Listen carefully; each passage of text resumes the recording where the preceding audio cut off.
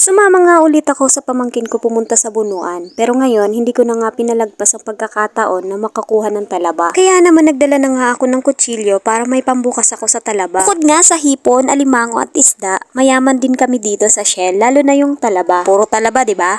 Sinabi ko nga sa pamangkin ko na balikan niya na lang ako dito kapag natapos na siya sa ginagawa niya. Isa nga sa pangunguha ng talaba ang namimiss ko dito sa probinsya. Naalala ko tuloy nung mga bata pa kami, kailangan namin manguha ng talaba para magkaroon kami ng sarili naming pera. Oh, shout out sa mga nakasama ko dyan dati.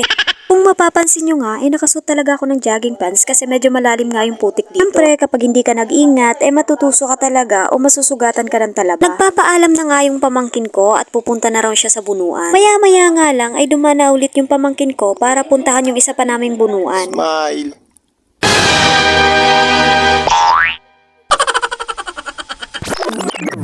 Ginagawa mo? Dahil nga sa kagustuhan ko magpa-cute sa camera, ayun, outbalance ako.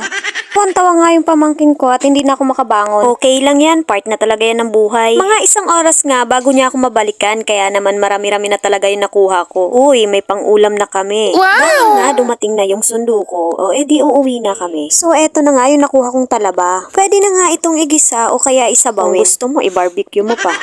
Pero kapag talaga yung talaba tinanggal sa shell, masarap talaga dito yung kinilaw. Kapag naman malalaki na yung talaba at gusto mong nasa shell lang siya, pakuluan mo lang siya at masarap din yan. Sausaw mo lang sa suka na may sili, sold na yan. So hanggang dito na lang. Thank you for watching!